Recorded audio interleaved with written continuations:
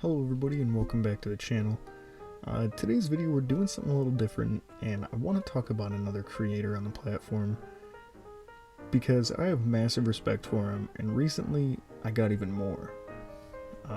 This is MeatCanyon. It's this handsome guy right here.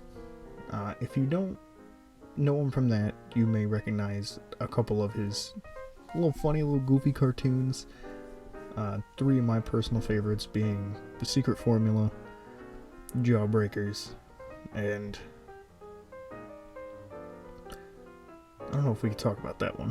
But he does have a second channel titled Papa Meat, and with the uproar of YouTubers retiring and quitting, I don't know, I was curious, so I checked out his second channel as well, and he does upload, and he uploads fairly frequently with things like an SCP coverage video, movie reviews, rankings, and even true crime stuff, which is really cool and it's super varied. Talking about the cartoons really quick, it's respectable in the sense that not only is it's super unique, but it's also, you can see how much care and effort goes into these. Even if you don't like them, like the subject matters too much, whatever, I'm looking past that.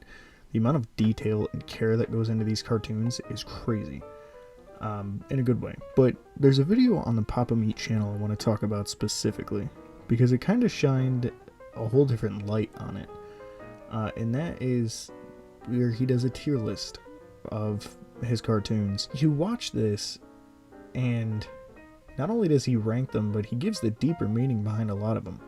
Some of them he thought were just really cool, like the Yokai Bob the Builder, and others had a really deeper meaning, other than just being an intense cartoon. One of which that he points out is Secret Formula, and he talks about how it's draining, and it's a literal thing, kind of about him and the YouTube and life and all that. And it's just, I never really thought about it before. Maybe if you have seen these cartoons, you did, and you're like, this is clearly a message. Because there are ones that are blatantly clear messages, but some of them not so much, and I don't know, seeing that, it kind of pulled me back a little bit, and I'm like, you can understand it, because like, these aren't things that look like they were done in a day. Like, if you watch his videos or live streams where he like draws his fans, and how quick he can do it, you might think so, but I don't know, man. It's the amount of work that goes into them is what I'm saying is respectable in itself, as well as like, this is his living. You can tell between both channels how much care he puts in, and not that he needs like a shout out or anything from, you know, a little guy like me. Like, here's MeatCanyon, and there's me next to it, or him, the little guy. But I wanted to, even though this was different and it's super short, I did want to make a quick video because I have been delving into the Papa Meat channel more. And if you enjoy MeatCanyon, I 100% like recommend it.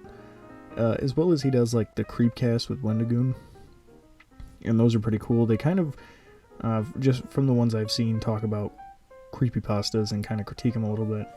And it's a lot of fun, and it's always kind of engaging, because he's talking to the guy behind the camera at times, Nick, as well as even his sponsors.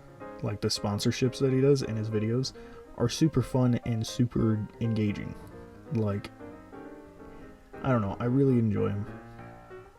And, you know, I'll have a link to both his channels in the description, just because, I mean, I'm talking about him, and I did show a couple clips of his stuff, but just super respectable. And I wanted to point that out because I got a comment recently that was like, man, this channel does, I feel bad, I can't remember the comment, but it's along the lines of like, this channel deserves more attention, and, you know, referring to me. And it just made me think about, when you view other people, look at like what they're doing, and less of a sense of whether or not you enjoy it, but more like the respectable access. There was no hate thrown in any direction, let me make that clear. It's not like this is a, hey, you better do this. It's more of a like, look at things like that, you know, with a little bit of optimism. And I'm a huge fan of the dude, and I don't know, I really wanted to do this. So, you know, I hope you enjoyed. Hope you're having a good day. If you're watching early on, have a good rest of your day. I'll see you in the next one. And until then,